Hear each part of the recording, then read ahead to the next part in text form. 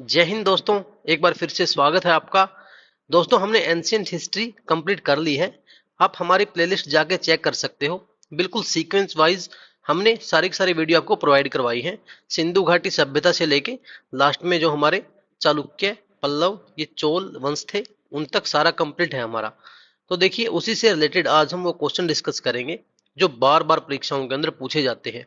Most important 100+ question है। काफी जल्दी हम रिवीजन करने की कोशिश करेंगे दोस्तों। बहुत ही कम टाइम में मैक्सिमम क्वेश्चन कवर करेंगे। चलिए दोस्तों, स्टार्ट करते हैं। अगर इस लेक्चर की पीडीएफ आपको चाहिए तो हमारे टेलीग्राम चैनल पे जाके आप उसको डाउनलोड कर सकते हो, वहां से रिवाइज कर सकते हो। टेलीग्राम चैनल का लिंक आपको डिस्क्रिप्शन के अंदर मिल जाएगा। चलिए दोस्तों, शुरू करते हैं हमारे क्वेश्चनों से। पहला क्वेश्चन है कि हड़प्पा काल का कौन सा नगर 3 भागों में विभाजित था? तो ये था धोलावीरा। धोलावीरा दोस्तों 3 भागों के अंदर विभाजित था। नेक्स्ट है, जुते हुए खेत, शिवलिंग, शिवलिंग पूजा व भूकंप के प्रमाण हमें कहां से मिले हैं? ये हमें कालीबंगा से मिले हैं, जो कि राजस्थान के अंदर पड़ता है। घग्गर नदी के किनारे बसा हुआ था ये कालीबंगा। मोहनजोदड़ो शब्द का क्या अर्थ है? इसका अर्थ है मृतकों का टीला। काफी बार क्वेश्चन पूछा गया दोस्तों, ये ध्यान रखना। मोहनजोदड़ो इसका मतलब क्या है? मृतकों का टीला। हड़प्पा सभ्यता में इसका एक हिस्सा था लोथल। इसकी खोज किसने की थी? ये की थी एस.आर. राव ने। कब की थी? 1957 में। नेक्स्ट है, सिंधु घाटी सभ्यता में घोड़े की अस्थियों के अवशेष कहां से मिले हैं? ये मिले हैं सुरकोटदा से। सुरकोटदा से क्या मिले हैं? घोड़े की अस्थियों के अवशेष। आगे, सत्यमेव जयते महावाक्य कहां से लिया गया है? ये लिया गया है मुंडक उपनिषद से। उपनिषद क्या होते हैं दोस्तों? उपनिषद का मतलब होता है गुरुओं के पास बैठकर शिक्षा लेना, ज्ञान की प्राप्ति करना। नेक्स्ट है, वेदों के गद्य प्रकरण क्या कहलाते हैं? ये कहलाते हैं ब्राह्मण ग्रंथ। गायत्री मंत्र किसको समर्पित है? गायत्री मंत्र दोस्तों सावित्री को समर्पित है। और ये कहां पे देखने को मिलता है हमें? ये ऋग्वेद के अंदर देखने को मिलता है। कौन से मंडल में? तीसरे मंडल में। ठीक है, सावित्री को ये समर्पित है। ऋग्वेद में किस देवता को सर्वाधिक महत्व दिया गया है? सर्वाधिक ज्यादा बार दोस्तों इंद्र देवता का यहाँ पे वर्णन किया गया। 250 से ज्यादा बार इंद्र देवता का यहाँ पे वर्णन देखने को मिलता है ऋग्वेद में। सबसे प्राचीनतम और सबसे नवीनतम वेद कौन सा है? तो सबसे प्राचीन है वो ऋग्वेद है, और जो सबसे नवीन है वो अथर्ववेद है। सर्वाधिक प्राचीन पुराण कौन सा है? ये भी काफी इंपॉर्टेंट है। मत्स्य पुराण सबसे प्राचीन पुराण है, और पुराणों की टोटल संख्या कितनी है? ये 18 है दोस्तों।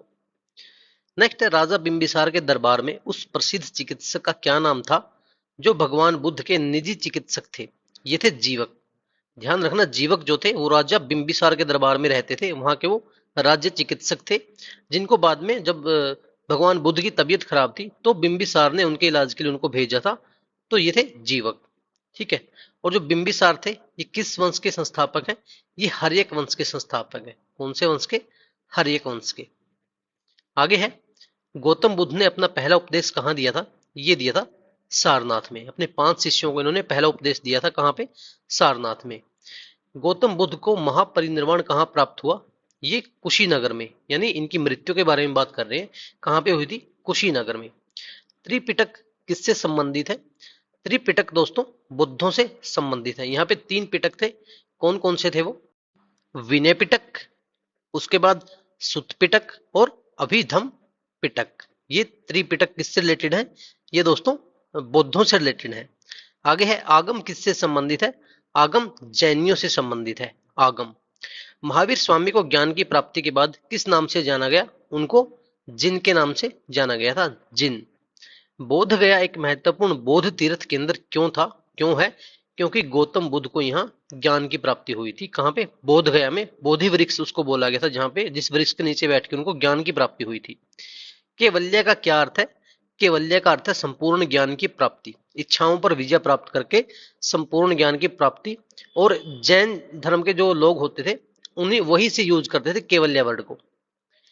जैन धर्म के पहले और अंतिम तीर्थंकर कौन थे? पहले तीर्थंकर थे ऋषभदेव, और 24वें और अंतिम तीर्थंकर थे महावीर स्वामी। आगे, त्रिरत्न किससे संबंधित है? त्रिरत्न दोस्तों संबंधित है जैन धर्म से। जैसे त्रिपिटक हमने पढ़ा था, वैसे ही जैन धर्म के अंदर भी त्रिरत्न है। वो 3 रत्न कौन कौन से हैं? वो है सम्यक ज्ञान, सम्यक दर्शन और सम्यक आचरण। ये दोस्तों क्या है, जैन धर्म के त्रिरत्न है। आगे देखते हैं, चाणक्य को किस और नाम से जाना जाता है। काफी इजी क्वेश्चन है। विष्णुगुप्त और कौटिल्य, इन दो नामों से चाणक्य को जाना जाता है। और इन्होंने कौन सी पुस्तक लिखी थी, ये लिखी थी अर्थशास्त्र। ठीक है। नेक्स्ट है, अशोक के शिलालेखों में सबसे बड़ा शिलालेख कौन सा था। ये 13वां शिलालेख था। देवनाम प्रिय नाम से किसे जाना जाता है, तो ये अशोक को जाना जाता है दोस्तों। आगे, कलिंग विजय के बारे में कौन से शिलालेख में उल्लेख मिलता है, तो जो 13वां अभिलेख था अशोक का, उसके अंदर हमें कलिंग विजय के बारे में उल्लेख मिलता है। नेक्स्ट है, शुंग वंश के संस्थापक कौन थे। शुंग वंश के संस्थापक थे पुष्यमित्र शुंग। शुंग वंश कौन से वंश के बाद आया था, जो मौर्य वंश था उसके बाद ये वंश आया था, शुंग वंश। नेक्स्ट है कण्व। कण्व वंश के संस्थापक कौन थे, इसके संस्थापक थे वासुदेव। आगे, सातवाहन वंश का संस्थापक कौन था। सातवाहन वंश के संस्थापक थे शिमुक। ये दोस्तों जो संस्थापक हैं, ये आपको याद करने ही करने हैं, संस्थापक और इनकी राजधानी। डायरेक्ट क्वेश्चन आपको देखने को मिलता है एग्जाम के अंदर। किस कुषाण राजा ने बौद्ध धर्म को अपनाया था, तो ये अपनाया था कनिष्क ने। कनिष्क दोस्तों सबसे महान शासकों में से एक था, कुषाण वंश के जो शासक थे। गांधार शैली किसका मिश्रण है। गांधार शैली इंडो ग्रीक का मिश्रण है, हिंद यूनानी जिसको हिंदी के अंदर बोलते हैं। चरक किसके राज्य चिकित्सक थे। चरक थे कनिष्क के दरबार में। इन्होंने चरक संहिता लिखी है, जिसके अंदर आयुर्वेदा में मतलब वो सारी बातें बताई गई हैं जिनका यूज हम आज भी करते हैं बड़ी से बड़ी बीमारियों को खत्म करने के लिए। आयुर्वेदा पे वो बुक है सारी की सारी। कनिष्क की राजधानी कौन सी थी, ये थी पुरुषपुर, जिसको पेशावर बोलते हैं, आज के टाइम में पाकिस्तान में पड़ता है। कौन सा, पुरुषपुर या पेशावर। पतंजलि किसके राज दरबार में थे। पतंजलि थे पुष्यमित्र शुंग के दरबार में। और जो पुष्यमित्र शुंग थे दोस्तों, इन्होंने हमने आपको बताया था कि 2 अश्वमेध यज्ञ इन्होंने करवाए थे, उसी के पुरोहित कौन थे, पतंजलि थे। भारत में सबसे पहले स्वर्ण मुद्राएं किसने चलाई थी। सबसे पहले चलाई थी दोस्तों इंडो ग्रीक या हिंद यूनानियों ने। लेकिन सबसे ज्यादा किन्होंने चलाई थी, सबसे ज्यादा गुप्त वंश में ये स्वर्ण मुद्राएं चली थी, गुप्त काल जब था। किस संग्रहालय में कुषाण मूर्तियों का संग्रह मिलता है, ये मिलता है मथुरा संग्रहालय के अंदर। कौन सी मूर्तियां, कुषाण मूर्तियां। भारतीयों के महान रेशम मार्ग की स्थापना किसने की थी, ये कनिष्क ने की थी। कनिष्क के टाइम पे दोस्तों चाइना के अंदर मतलब सिल्क का उत्पादन बहुत ज्यादा होने लगा था, और जो चाइनीज लोग थे वो सिल्क को यूरोप में भेजते थे, जो मार्ग हमारे भारत के उत्तरी हिस्से से गुजर के जाता था। तब कनिष्क ने वहां पे अधिकार किया था और भारतीयों के लिए भी रेशम मार्ग को खोला था। तो काफी इंपोर्टेंट क्वेश्चन बन जाता है। प्राचीन काल में कलिंग का महान शासक कौन था। कलिंग के महान शासक थे खारवेल। कौन सा अभिलेख कलिंग नरेश खारवेल से संबंधित है, तो ये अभिलेख है हाथी गुम्फा। हाथी गुम्फा अभिलेख किससे संबंधित है, नरेश, ये कलिंग नरेश खारवेल से। खारवेल किस वंश से संबंधित है, ये चेदी वंश का एक राजा था, चेदी वंश। उत्तरी अफगानिस्तान में स्थित भारत यूनानी या इंडो ग्रीक राज्य कौन सा था, ये था बैक्ट्रिया। अफगानिस्तान के उत्तर में स्थित था, हिंदुकुश पहाड़ियों के पास। ये कौन सा राज्य था, बैक्ट्रिया। किस स्तूप का निर्माण शुंग काल में हुआ था। शुंग काल में दोस्तों ये हुआ था भरहूत स्तूप। ये एक बुद्ध स्तूप था। पहले जो पुष्यमित्र शुंग थे, इन्होंने मतलब जो बौद्ध लोग थे उनके ऊपर काफी अत्याचार किए, काफी सारे स्तूप भी तुड़वाए। लेकिन जब ये अपने अंतिम दिनों में आए, तब इनको थोड़ा ज्ञान हुआ कि नहीं, मैंने जो किया था वो गलत किया था। तो ये भरहूत स्तूप इन्हीं के काल में दोबारा इसका पुनर्निर्माण करवाया गया था। ठीक है। किस राजा के शासनकाल में स्वर्ण मुद्राएं बड़े पैमाने पर चलाई गई थी। बड़े पैमाने पर दोस्तों कड़फिसस द्वितीय के द्वारा चलाई गई थी। कड़फिसस द्वितीय ये कौन से वंश के शासक थे, ये कुषाण वंश के शासक थे। ठीक है। किस राजा के शासनकाल में ईसाई धर्म प्रचारक सेंट थॉमस भारत आया था। सेंट थॉमस आया था गोंडा फर्नीज के काल में। गोंडा फर्नीज कौन था, ये भी एक हिंद यूनानी था, जो यूनान से आया था, जिसने भारत में काबुल और गंधार को जीतकर वहां पे शासन किया था। अगला क्वेश्चन है, जो सातवाहन साम्राज्य की राजधानी कौन सी थी। सातवाहन साम्राज्य की राजधानी थी पैठन। जिस काल का कोई लिखित विवरण उपलब्ध नहीं है उसे क्या कहा गया है, उसे कहा गया है प्राग ऐतिहासिक काल। यहाँ का कोई दोस्तों लिखित विवरण हमें नहीं मिला प्राग ऐतिहासिक काल का। आदि मानव ने सर्वप्रथम किस पशु को पालतू बनाया था, ये बनाया था कुत्ते को। सूलभ सूत्र किस विषय से संबंधित पुस्तक है। सूलभ सूत्र है दोस्तों ज्यामिति से, ज्योमेट्री से रिलेटेड पुस्तक है। ये गुप्त काल के टाइम में लिखी गई थी सूलभ सूत्र। मानव ने सर्वप्रथम किस धातु का उपयोग किया था? ये किया था तांबे का। नेक्स्ट है, मानव ने ये आज नहीं दोस्तों, ये आग का प्रयोग किस काल में प्रारंभ किया?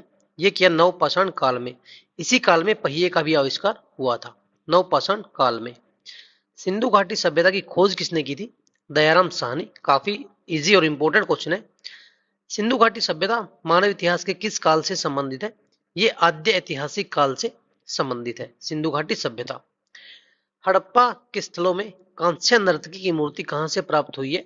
एक डांसिंग गर्ल है जिसको कांस्य नर्तकी की मूर्ति बोला गया है। ये कहां से प्राप्त हुई है? मोहनजोदड़ो से। पुरुष सूक्त किस वेद का भाग है? पुरुष सूक्त दोस्तों ऋग्वेद का भाग है।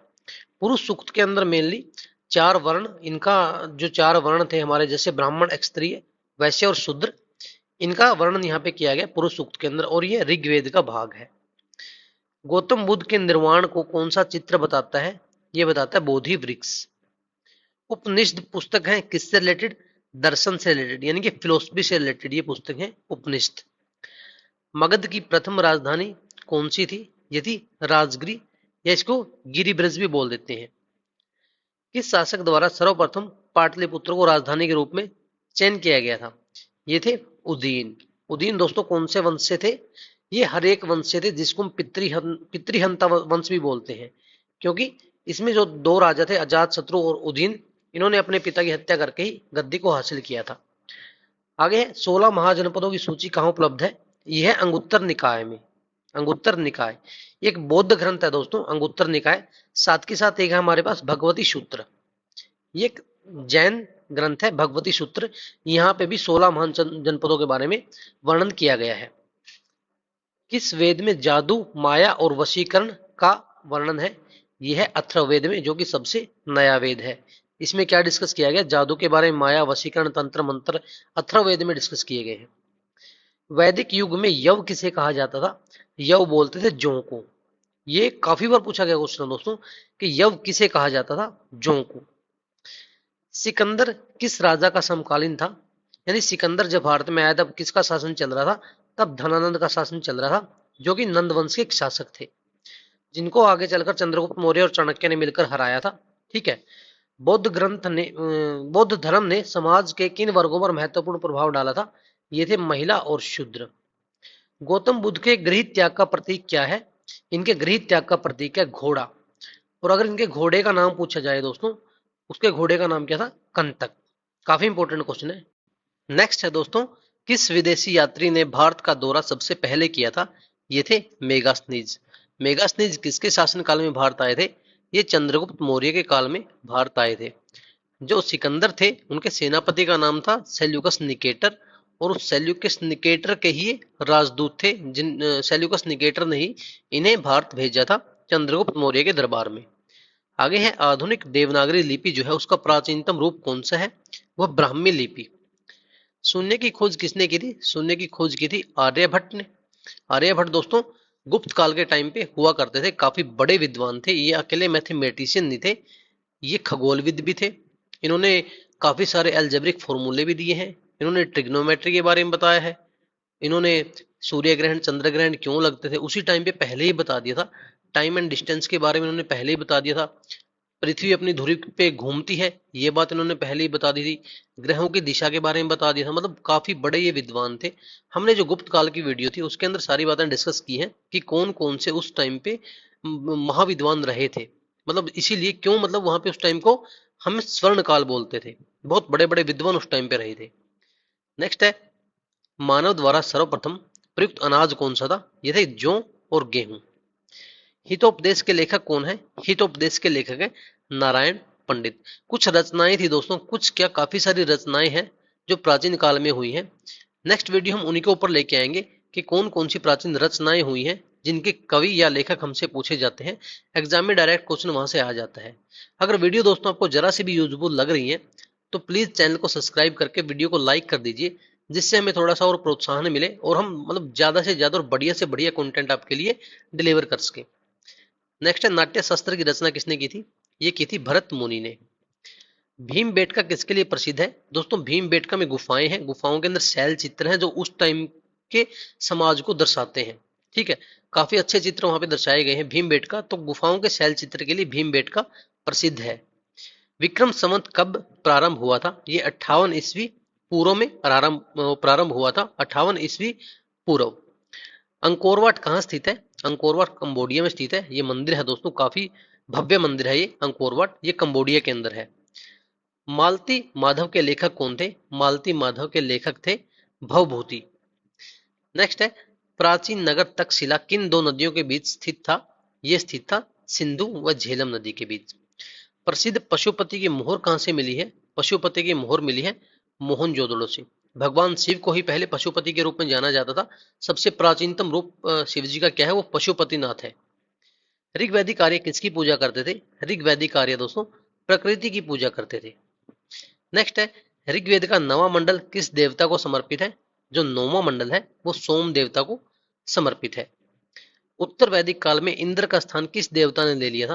क्योंकि जो ऋग्वैदिक काल था उसके अंदर तो सबसे ज्यादा बार इंद्र देव का वर्णन किया गया है, लेकिन जो उत्तर वैदिक काल आया उसके बाद का काल आया वहां में प्रजापति ने इंद्र देवता का स्थान ले लिया था, प्रजापति की पूजा की जाती थी। नेक्स्ट है, राष्ट्रकूट वंश के संस्थापक कौन थे? इस वंश के संस्थापक थे दंती दुर्ग। आगे, कुषाण वंश के संस्थापक कौन थे? कडफिसस। पुलकेशन द्वितीय किस वंश से संबंधित थे? ये थे चालुक्य वंश से संबंधित। नेक्स्ट है, एलोरा में चट्टान काटकर मंदिरों का निर्माण किसने करवाया था? वेरी वेरी इंपॉर्टेंट क्वेश्चन है दोस्तों। ये करवाया था राष्ट्रकूट वंश के शासकों ने। और शासक का अगर नाम पूछे तो वो थे कृष्ण प्रथम। ठीक है, राष्ट्रकूट वंश के शासकों ने करवाया था। गौतमी पुत्र सातकर्णी किस वंश से संबंधित है?